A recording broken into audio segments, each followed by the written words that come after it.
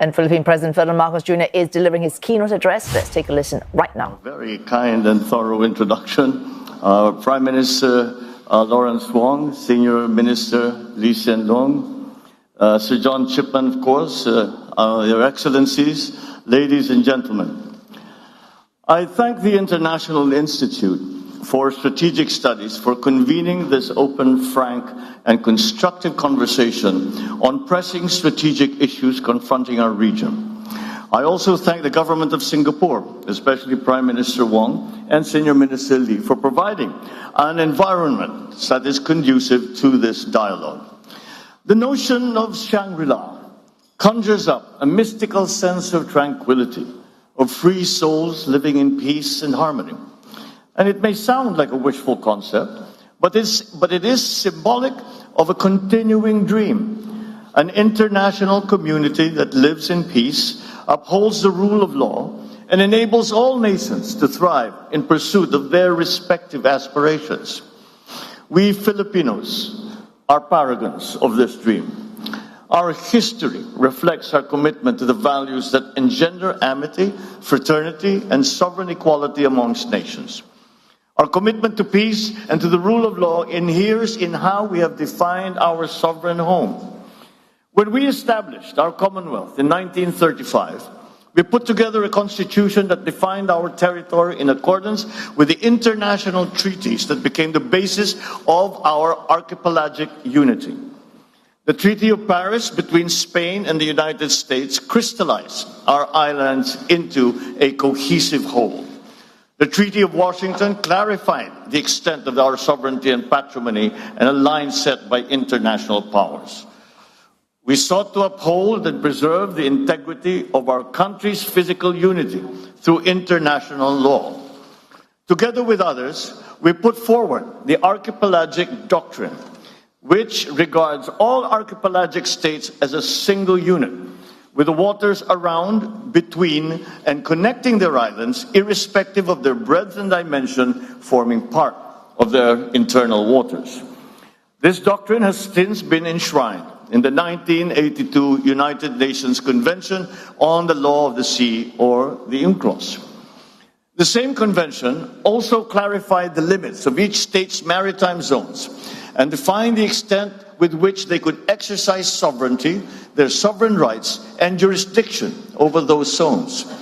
Accordingly, we have made a conscious effort to align our definition of our territory and our maritime zones with what international law permits and recognizes. This has been inscribed in Article 1 of our Constitution. As Senator, I was proud to co-sponsor our Archipelagic Baselines Law, which defines the basis of our maritime jurisdictions. As President, I look forward to signing our Maritime Zones Law, which will clarify the geographic extent of our maritime domain. Our efforts stand in stark contrast to assertive actions that aim to propagate excessive and baseless claims through force, intimidation, and deception. In the West Philippine Sea, we are on the front lines of efforts to assert the integrity of the UNCLOS as a constitution of the oceans. We have defined our territory and maritime zones in a manner befitting a responsible and law-abiding member of the international community. We have submitted our assertions to rigorous legal scrutiny by the world's leading jurists. So the lines that we draw in our waters are not derived from just our imagination, but from international law. We have on our side the 1982 UNCLOS and the binding 2016 Arbitral Award, which affirms what is ours by legal right. In this solid footing and through our clear moral ascendancy, we find the strength to do whatever it takes to protect our sovereign home, to the last square inch, to the last square millimeter. The life-giving waters of the West Philippine Sea flow in the blood of every Filipino. We cannot allow anyone to detach it from the totality of the maritime domain that renders our nation whole.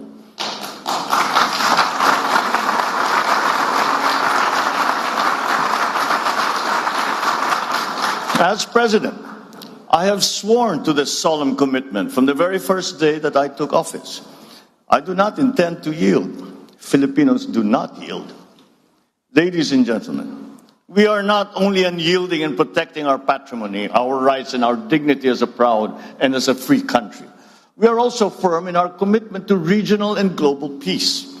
We renew this commitment at this turbulent juncture of our history.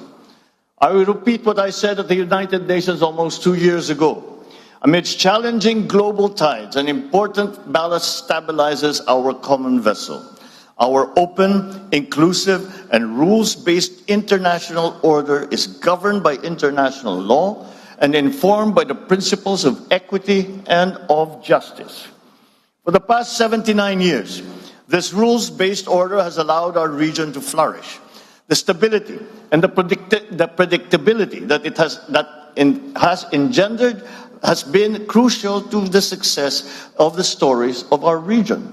Be it the post-war revival of Japan, the economic miracles of Korea in Southeast Asia, the rise of China and of India. When this world order was built in 1945, our forebears vowed to make the floors of the United Nations the last battlefield.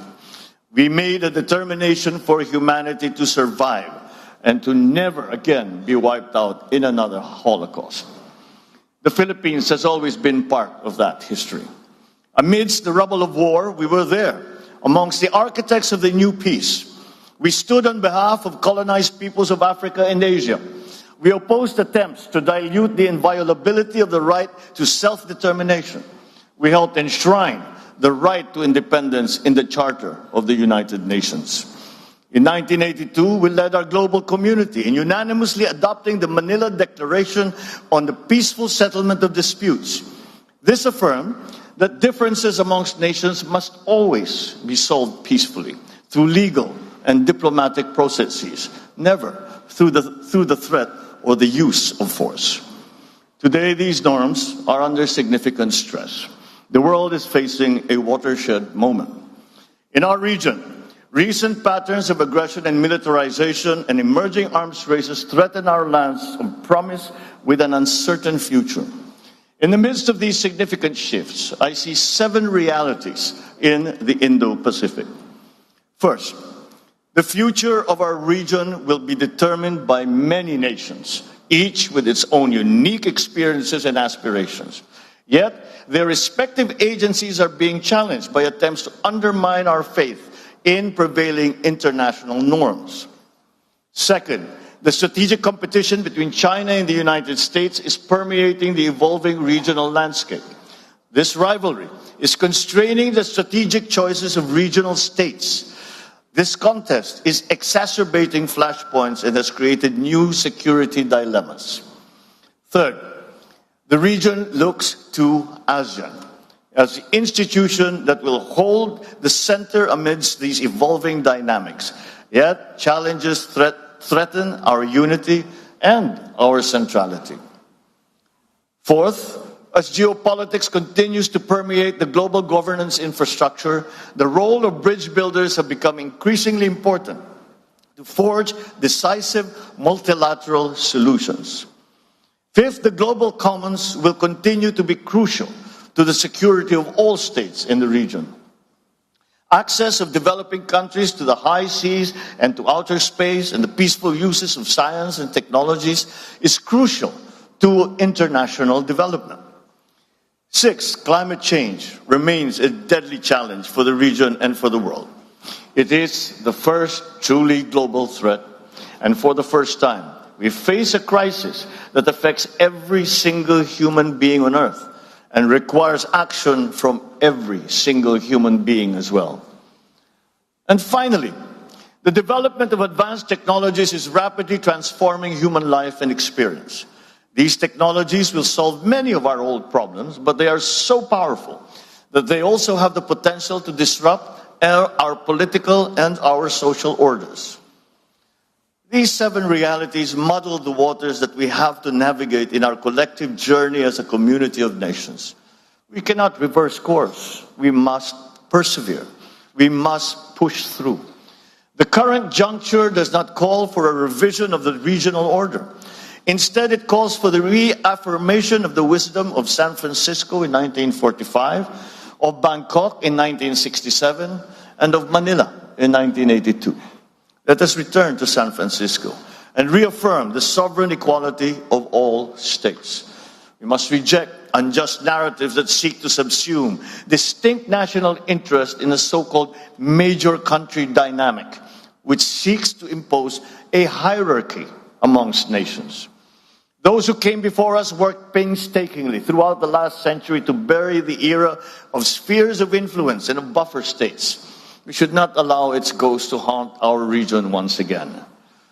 Let us also return to Bangkok and support ASEAN's effort to build a rules-based, people-oriented, and centered on regional community.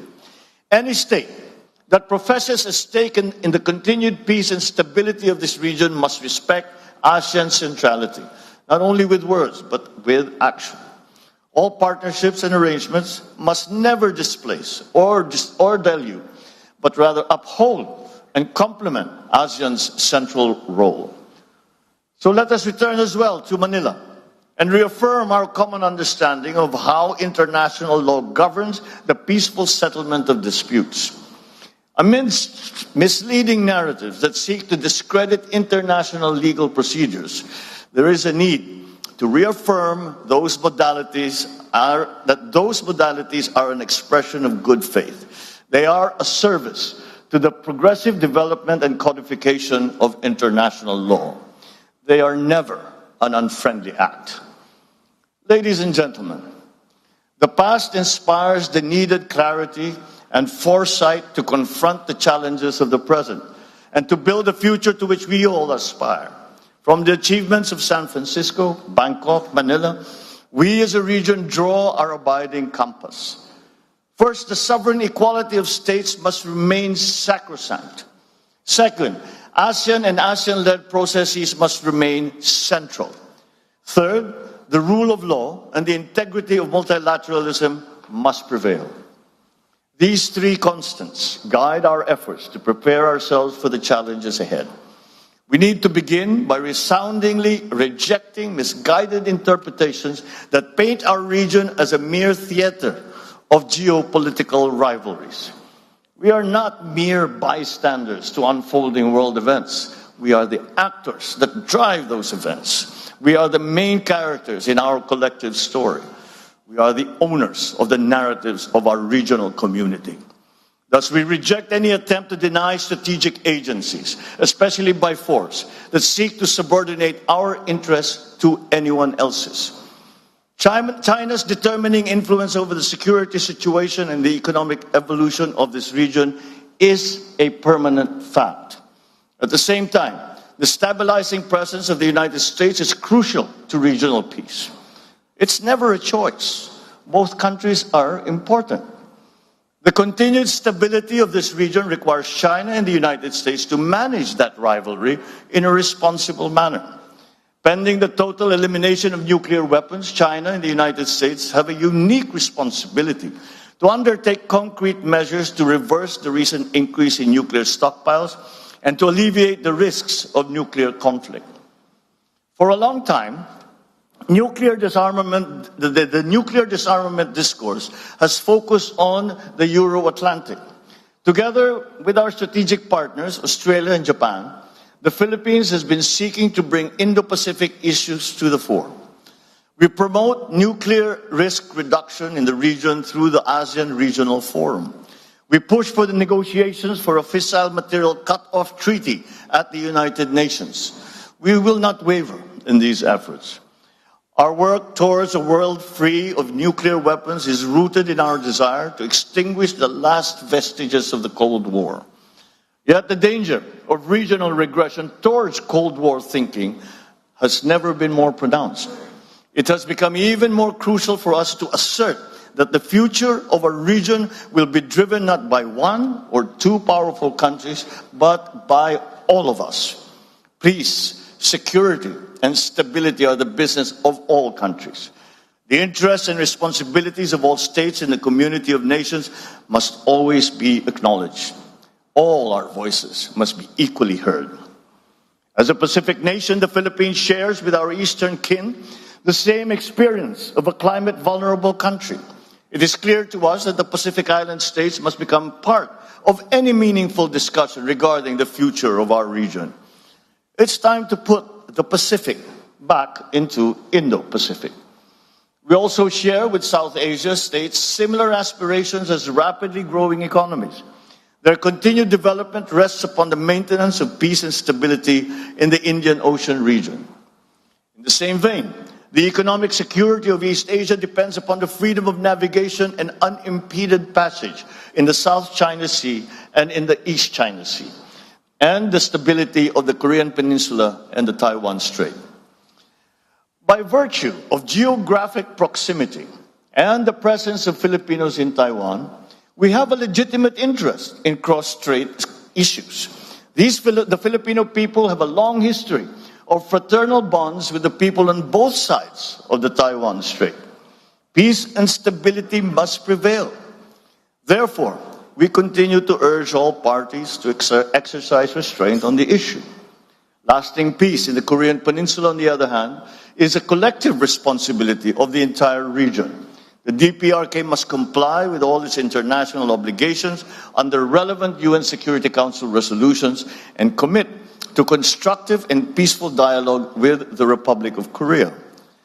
Finally, any effort to resolve maritime differences in the East China Sea and the South China Sea must be anchored on international law, particularly UNCLOS. We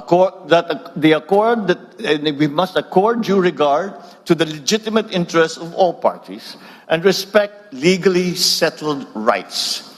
We cannot afford any other future for the South China Sea other than the one envisioned by ASEAN, that of a sea of peace, stability, and prosperity.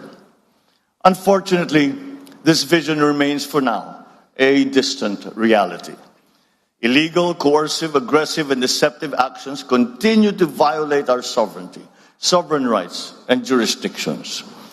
Attempts to apply domestic laws and regulations beyond one's territory and jurisdiction violate international law, exacerbate tensions, and undermine regional peace and security. But despite all this, the Philippines remains committed to the cause of peace upon which our constitutional order is premised. We are committed to addressing and managing difficult issues through dialogue and through diplomacy. The 1982 UNCLOS and the binding 2016 arbitral award provide a solid foundation for the peaceful resolution and management of disputes. Our policy in the South China Sea is built upon these two touchstones. We will continue to work with ASEAN and China towards an effective and substantive code of conduct, one that is firmly moored in UNCLOS. As the world's second largest archipelagic nation, we have more sea than land in our territory. We are among 18 mega-diverse countries in the world, and we have the fourth longest national coastline. We will continue to build upon our significant footprint in enriching UNCLOS, the Convention on Biological Diversity, and the High Seas Treaty. As we work to uphold the rule of law in international affairs, so shall we build our capabilities to protect our interests in our own maritime domain and in the global commons.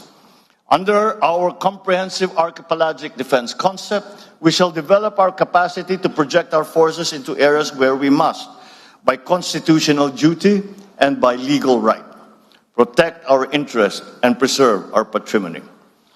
And as we build our defense capabilities, so shall we continue to invest in diplomacy. Our commitment to ASEAN centrality shall remain a core element of our foreign policy.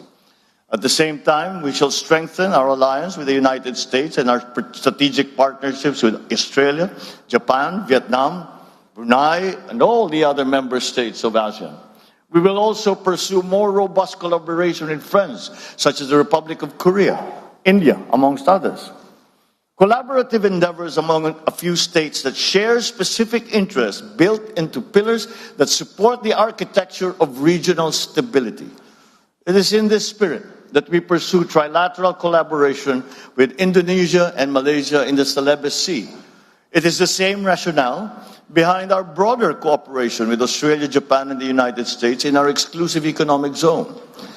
Last month, the Philippines, Japan, and the United States adopted our joint vision statement on enhancing economic cooperation and contributing to regional peace and security through trilateral cooperation.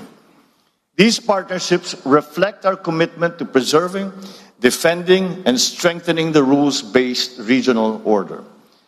And yet the scope, the depth, the breadth of the challenge that our region now faces requires our collective, our inclusive, and our decisive action.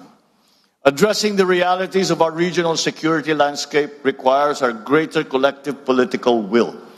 Let us begin by realizing the vision set for us by leaders past.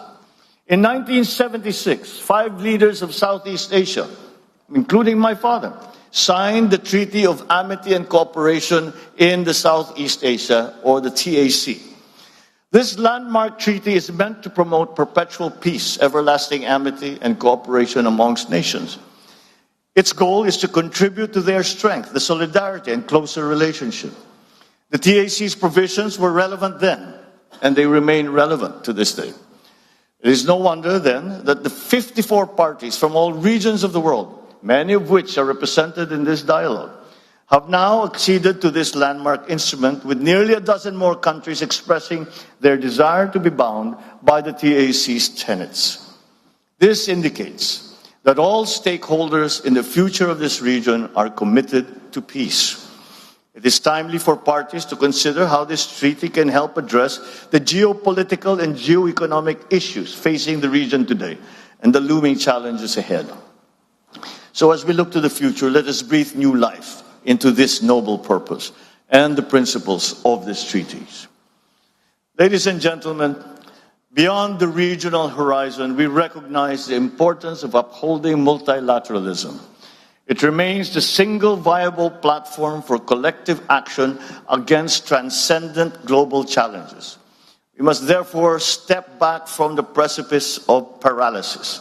We should transcend geopolitics, find common ground, work to strengthen global institutions. This requires active leadership on the part of middle powers, which have the capacity to cross political and ideological lines, forge genuine consensus, and lead credible efforts towards decisive multilateral solutions. I am proud of the Philippines' efforts to build bridges on issues ranging from climate action to disarmament and non-proliferation, from sustainable development to equitable global health cooperation.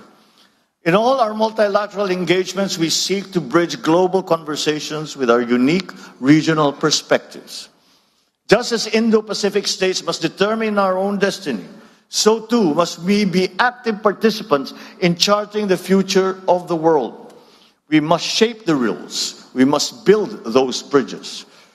It is in this context that we are actively seeking to amplify Indo-Pacific voices in the context of global conversations on the issue of lethal autonomous weapon systems.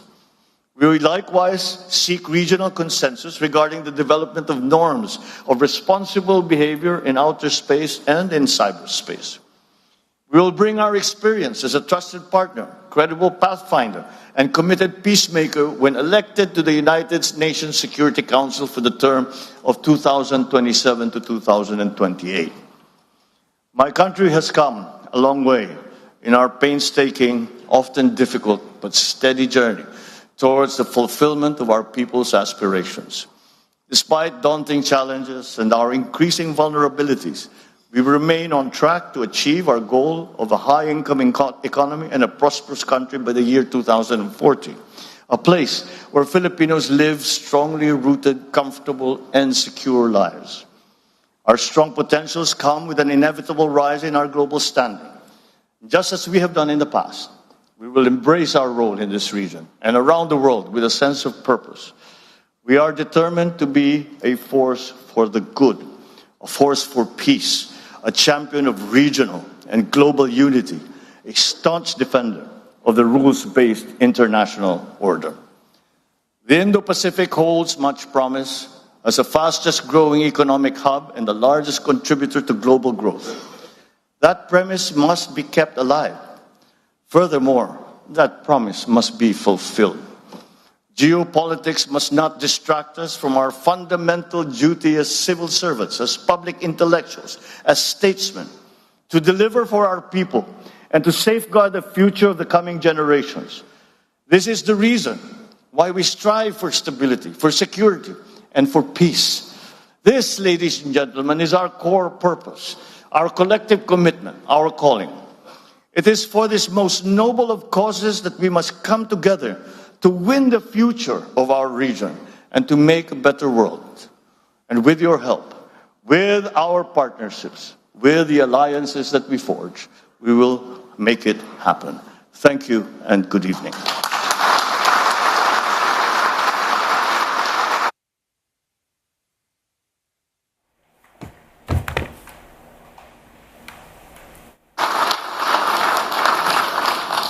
Thank you very much for an inspiring address. You've been kind enough to take perhaps 2 or 3 questions. So I will scan the room and see if an arm is raised or a hand or another gesture. There we are. If you were to stand up, sir, a microphone will come to you.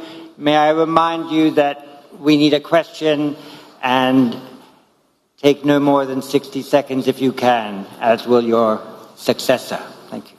Thank you very much, Chair. Give me this wonderful chance to ask a question to our President. Mr. President, I noticed in your speech you mentioned many times about ASEAN centrality. You review the TAC, which your father signed, that showed the bond of ASEAN. I think the ASEAN centrality is very important, but we cannot take it for granted. It comes from the ASEAN way, the 3 principles. First, mutual respect. Second, consensus building. Third, considerate other parties' comfort level. In my words, to put it simply, we can summarize it as 3 no's: non-intervention, and non-use of force, and non-hyping up hot spots. Only because of these principles strictly followed by ASEAN members and other stakeholders that we have ensured the ASEAN and East Asia at large for a long-lasting peace since the end of the colonial rules in history. So we cherish a lot. I fully agree with you. I support the centrality of ASEAN. And even some professor like Cashion Makboni, he suggests ASEAN is deserved to award the Nobel Peace Prize. I agree with him. Thank you very much. I think your question is, do you agree with me? So President Marcos, yes, please. My question is, President, in the eyes of the international community, some of your Philippines behavior in recent times, it now sounds like you really consider other parties' comfort level, and there is a risk of ruining the regional long-earned, long-lasting peace since the end of the, colonial history. What's your comments on that? Thank you very much. Well, I cannot imagine what you must be referring to if the reference or the allusion is to the Philippines somehow tearing apart what we have agreed on with in ASEAN in terms of ASEAN centrality. Quite the contrary. I think if you examine more closely the remarks that I just made, I precisely focus on ASEAN centrality, and that the principles that are laid down that are involved in the concept of ASEAN centrality are some things that we must use to guide us. And if we have been distracted in the past years or so, then it's time for us to return and remember once again what ASEAN was created for. And that is to create an aggregation of nations that have very many common interests, and that can be, and that partnerships within that multilateral organization can help each other and help the region. And so the Philippines is still still remains true to the principles that were established and upon which ASEAN was born. And I think, as I said, that many of these things we no longer speak of today, but we must, because they are as relevant today as they ever were, perhaps even more so, because the global situation is a great deal more complicated than it used to be before. I would even go far as to say there is no such thing as a regional issue any longer. We have all experienced the unexpected effects of the war in Ukraine, of the conflict in the Middle East, and all of these. And when we talk about the South China Sea, we have to also remember that the South China Sea is the passageway for half of the world trade, and therefore the peace and stability of the South China Sea and the freedom of navigation of the South China Sea is a world issue. And that is what I am proposing. And I am saying that yes, it is a regional issue, but we must examine and be part of the discussion. We must include all parties in that discussion, because now it is not just ASEAN member states who are stakeholders. And it is quite easy to see that it is in fact the entire world that have become stakeholders in the peace and stability of our region. Thank you. I'll take one question. Yes, you, sir, with your hand up. If you stand up, it might attract magnetically a microphone towards you. Thank you very much. And immediately after your question, once you've identified yourself, I'll ask a third person for the final question. The President will take both. Thank you, sir. Thank you, John. It's Dimitri Sevastopoulos from the Irish delegation of two people. Another small country. President Marcos, I'm going to ask you a very direct question, if you don't mind, which is, if Chinese Coast Guard water cannons killed a Filipino sailor, would that cross a red line? And then can you also give us a sense of what are the actions that would trigger a request from Manila to Washington to invoke the US-Philippines Mutual Defense Treaty? Thank you. And I will ask as the last question, Justin Bakisal. Yes. If you could stand, I know you sought the floor, and if a microphone were to come to you, you're right over there. Thank you.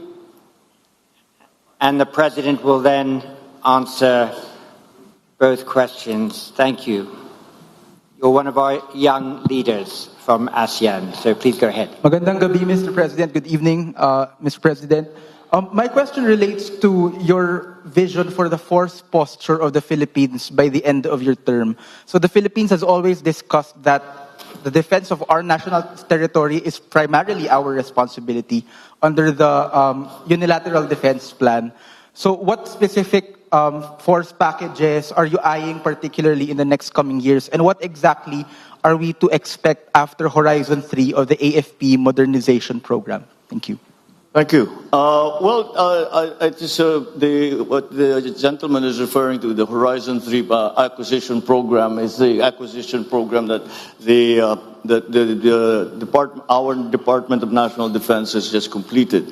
Then we are presently in the process of finding suppliers for all the different requirements that we have to build up our capabilities in the armed forces of the Philippines, and that we are hoping that these acts are just a deterrence, and we, as they say, to work for peace, prepare for war, and it is an unfortunate truth. But and that is why we have undertaken this long-term. It has been going on for many years now. This long-term plan of increasing the capabilities of our military and our civilians, such as the Coast Guard in the Philippines. To go back to the first question, what would happen if if there was an incident that ended up killing a Filipino serviceman, be they a Coast Guard or in the military and part of the Navy. Well, that would be that would certainly increase the level of response, and if by a willful act on a Filipino, not only serviceman, but even a Filipino citizen, if a Filipino citizen is killed by a willful act, that is, I think, very, very close to what we define as an act of war, and therefore we will respond accordingly. And our treaty partners, I believe, also hold that same standard for when the actions, with the joint action, will be undertaken in support of any such incident in the Philippines. Once we already have suffered injury, but thank God we have not yet gotten to the point where any of our participants, civilian or otherwise, have been killed. But once we get to that point, that is certainly, we would have crossed the Rubicon, certainly crossed the Rubicon. Is that a red line? Almost certainly it's going to be a red line. Mr. President, you have helped us to set the agenda, you have provoked our thinking, you spurred us to action. That is the keynote speech that we needed. That is the keynote speech that we got. You have sung for your supper. I think it's time for you to enjoy it. Thank you, sir. Thank you.